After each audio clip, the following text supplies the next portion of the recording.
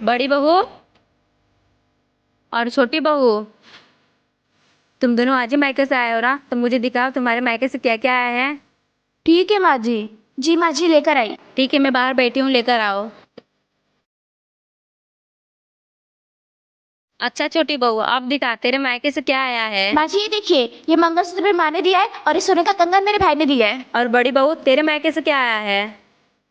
क्या हुआ, तू उदास क्यों हो गई, बता। पता है ना, मेरे घर वाले गरीब है, उन्होंने मुझे कुछ नहीं दिया। दीदी, जब आपके मायके से कुछ आया नहीं है तो आप इधर क्या कर रही हो? जाओ घर का पूरा काम करो। और माँ जी, मैं 10 दिन का कोई काम नहीं करने वाली क्योंकि मेरे मायके से बहुत सारा सामान आया है।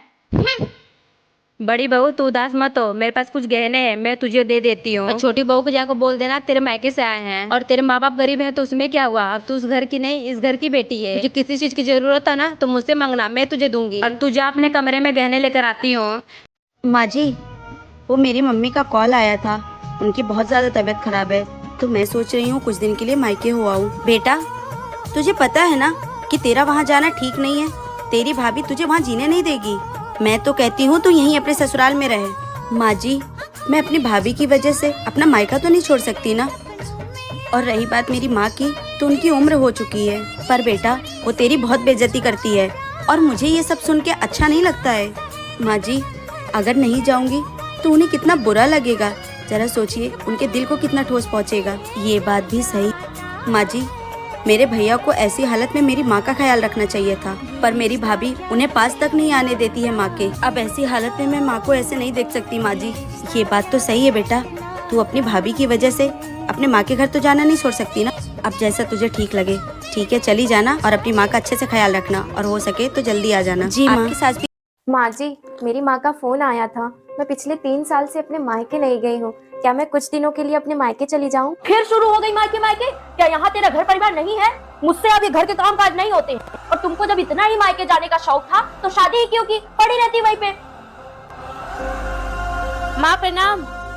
अरे हिमाक्षी बिटिया, आओ बैठो। बेटा, तू इतने दिनों के बाद आ रही है, तुझे अपनी इस बूढ़ी माँ की जरा सा भी याद नहीं आती? क्या करूँ माँ, मेरी सास मुझे आने ही नहीं देती है। कहती है तू चली जाएगी तो घर का सारा काम कौन करेगा? ये बहू के आने के बाद सास लोग को पता नहीं क्या हो जाता है। अरे 10 दिन काम काज देख लेंगे तो उनका हाथ पैर नहीं टूट जाएगा। माँ, तुम भी तो वही कर रही हो ना? क्या मतलब? भाभी को अपने मायके गए कितने दिन हो गए, उनका भी तो मन करता होगा ना अपनी माँ से मिलने के लिए, फिर उन्हें क्यों नहीं जाने देती हो? माँ, आप एक सास की नजर से नहीं बल्कि एक माँ की नजर से देखिए। मेरी तरह वो भी तो अपनी माँ को छोड़ के आपके पास आई हुई है ना। जेठानी जी, ये देखिए, इन्होंने ना नए झुमके ला कर दिए। जेठ जी आपको कुछ भी ला कर नहीं देते हैं क्या? देवरानी जी, आपके जेठ जी के पास मेरे लिए टाइम ही नहीं है। वो झुमके क्या ला के देंगे? मुझे तो सिर्फ इस घर का नौकरानी बना के रख दिया है। हर किसी के नसीब में आपके जैसे पति का प्यार नहीं होता।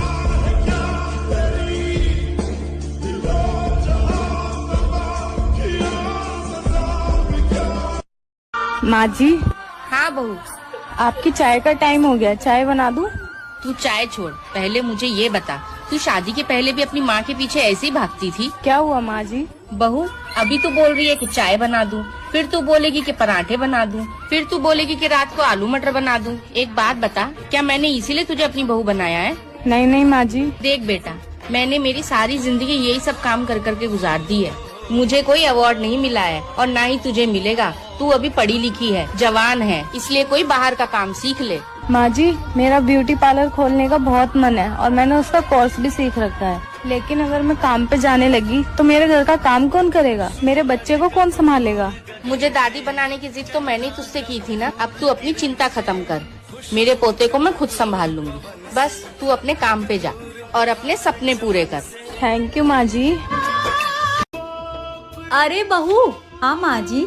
बेटा, मैं मार्केट गई थी सुबह, तो ये साड़ी मुझे पसंद आई, तुम्हारे लिए लेकर आई हूँ, देख कर बताओ कैसा है। और बहू सुनो, सुबह बिटिया और दामाद आ रहे हैं, सुबह थोड़ा जल्दी उठकर घर का काम कर लेंगे हम दोनों, ठीक है? ठीक है माँ जी, मैं जल्दी उठ जाऊंगी सुबह। अरे मैं तो पूछना ही भूल गई कि ये साड़ी तुझे पसंद तो है ना बिटिया? हाँ हाँ माँ जी, बहुत अच्छा है। तो फिर ठीक है बहू, जल्दी सो जाना। अरे बहू। जी जी माँ जी। तू क्या कर रही है बेटा 12 बजे रात को यहाँ पर? वो माँ जी, ये बहुत गंदा हो रहा था और दिन में साफ सफाई नहीं कर पाई थी, तो मैंने सोचा इसे साफ करके फिर सो जाऊंगी। कोई जरूरत नहीं है बेटा तुझे अकेले ये सब करने के लिए। मैंने तुझे बोला था ना कि बहू जल्दी सो जाना। और बहू तुझे अकेले काम करने की जरूरत नहीं है बेटा, हम सुबह उठ के दोनों काम कर लेंगे, ठीक है? छोटी, आज भाभी का पहला रसोई है, चल भाभी को बोलते हैं खीर बनाने को। और देखते हैं जो कैसे खीर बनाती है। चल भाभी, आप फ्रेश हो गई और नाश्ता किया कि नहीं आपने? हाँ दीदी, मैंने नाश्ता कर लिया। भाभी, आज आपका पहला रसोई है ना, तो मीठे में खीर बना दीजिए ना। ठीक है दीदी, मैं आप लोग के लिए खीर बना कर लाती हूँ, तब तक आप लोग यहाँ पर बैठिए।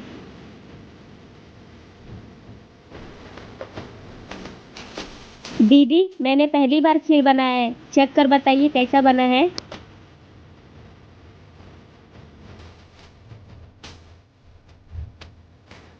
अरे वाह भाभी, खीर तो बहुत टेस्टी बना है। अच्छा भाभी, हम लोग मार्केट जा रहे हैं। आपके लिए कुछ लेकर आना है क्या? नहीं दीदी, मुझे कुछ नहीं चाहिए, आप लोग जाके आइए।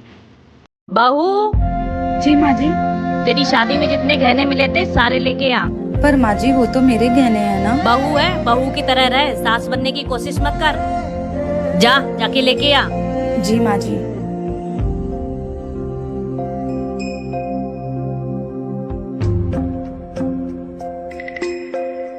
तेरा बाप तो गरीब है, लेकिन तुझे इतना सारा सोना दे के भेजा।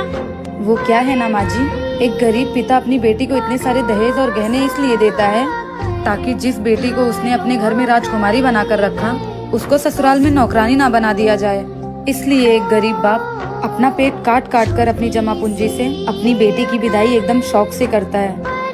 और वैसे भी ससुराल वाले के तो मुंह पैसों से ही बंद होते हैं, क्योंकि बहुओं की कोई कदर नहीं होती है ना। एक बाप अपनी जान का टुकड़ा दे देता है उठाकर, लेकिन लोग बहुओं को पैसों से तौलते रहते हैं। हाँ माँ। बेटा तू क्या कर रही है? कुछ नहीं माँ, मैं अभी बर्तन धुल रही हूँ, अभी बर्तन धुल के कॉल करती हूँ आपको। ठीक है बेटा। बहू, अभी तक तुझसे बर्तन नहीं धोए गए? माँ जी बस हो गया 2 मिनट। बर्तन धो के बाथरूम में कपड़े पड़े हैं, वो भी धो देना। ठीक है माँ जी।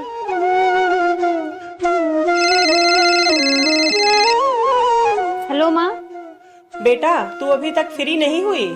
नहीं माँ, मैं अब कपड़े धुल रही हूँ। लगता है तेरी सास घर का सारा काम तुझसे करवाती है और तुझे नौकर बना के छोड़ दिया है। अरे नहीं माँ, मेरी सासू माँ बहुत अच्छी है, वो ऐसी नहीं है। आज उनकी थोड़ी सी तबीयत खराब है, इसीलिए सारा काम मुझे ही करना पड़ रहा है, वरना तो वो मेरे साथ ही लगी रहती हैं।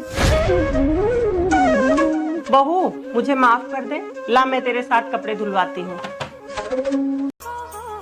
बहू, तूने मेरी साड़ी पहन ली? हाँ तो क्या हो गया मम्मी जी, मैंने आपकी साड़ी पहन ली तो मुझे ये अच्छी लगी तो मैंने पहन ली।